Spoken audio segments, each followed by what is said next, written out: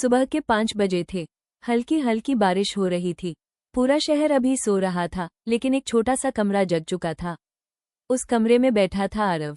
उसकी आंखों के सामने किताबें खुली थी, लेकिन मन पूरी तरह टूटा हुआ था। यह उसकी तीसरी असफलता थी।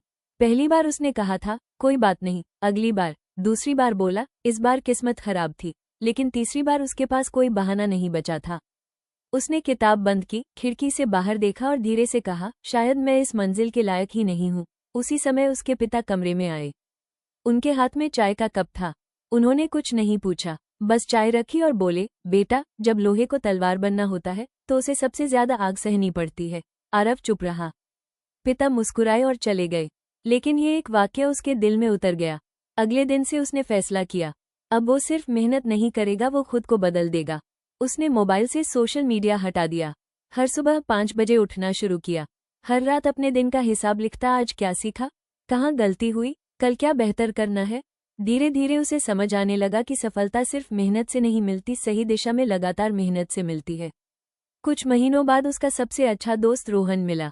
रोहन बोला, यार, इतनी मेहनत करके क्या मिलेगा, जिंदगी तो एंजॉय करने के लिए होती है। आरव मुस्कुराया। उसने कहा, आज की थोड़ी सी कुर्बानी कल की पूरी जिंदगी बदल सकती है। रोहन हंसकर चला गया। लेकिन आरव अपने रास्ते पर चलता रहा। समय बीतता गया। बारिश खत्म हुई, सर्दियां आईं, फिर गर्मियां भी गुजर गईं। हर मौसम बदलता रहा, लेकिन आरव का अनुशासन नहीं बदला। कई बार वो थक जाता, कई बार रोता, कई बार लगता कि छोड़ दे। लेकिन हर बार उसे अपने पिता की बात याद आती, तलवार बनने के लिए आग से गुजरना पड़ता है। एक दिन परिणाम आने वाला था। उसके हाथ कांप रहे थे, दिल जोर जोर से धड़क रहा था।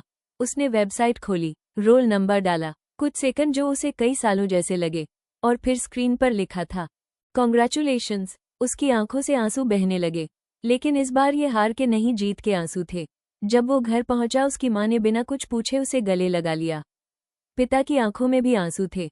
उन्होंने सिर्फ इतना कहा, मुझे पता था तू हारने वालों में से नहीं है। कुछ साल बाद आरव उसी स्कूल में मुख्य अतिथि बनकर गया, जहां कभी लोग उसकी असफलता का मजाक उड़ाते थे। स्टेज पर खड़े होकर उसने बच्चों से पूछा, क्या तुम्हें पता है सफल लोग और असफल लोगों में सबसे बड़ा अंतर क्या होता है। पूरा हॉल शांत था। आरव ने कहा, सफल लोग कभी हारते नहीं, वे या तो जीतते हैं या सीखते हैं। पूरा हॉल तालियों से गूंज उठा।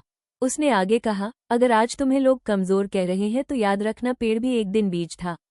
अगर आज तुम्हारी जेब खाली है तो याद रखना, खाली जेब इंसान को मेहनत करना सिखाती है। अगर आज तुम्हारा समय खराब चल रहा है तो याद रखना, घड़ी की सुइयां भी हर पल बदलती रहती हैं।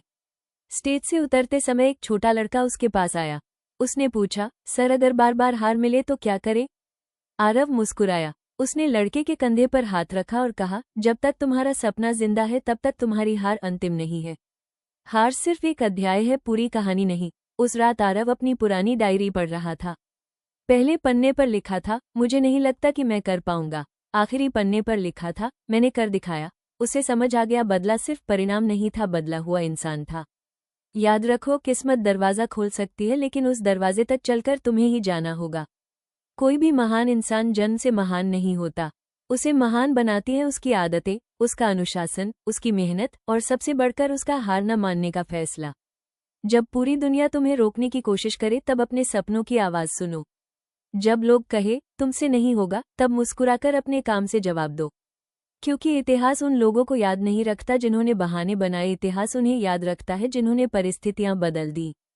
अगर तुम अभी संघर्ष कर रहे हो, अगर तुम्हें लगता है कि कोई तुम्हें नहीं समझता, अगर तुम्हारी मेहनत का फल अभी तक नहीं मिला, तो सिर्फ एक बात याद रखना, सूरज भी हर शाम डूबता है, लेकिन अगली सुबह पहले से अधिक रोशनी लेकर लौटता है। तुम भी लौटोगे, और जिस दिन लौटोगे तुम्हारी सफलता सिर्फ तुम्हारी नहीं होगी, वो हर उस इंसान के लिए प्रेरणा बनेगी जिसने कभी हार मानने का सोचा था। इसलिए रुको मत, थको तो थोड़ा आराम करो, लेकिन अपने सपनों का साथ कभी मत छोड़ो, क्योंकि तुम्हारी सबसे बड़ी जीत शायद बस एक आखिरी कोशिश दूर हो।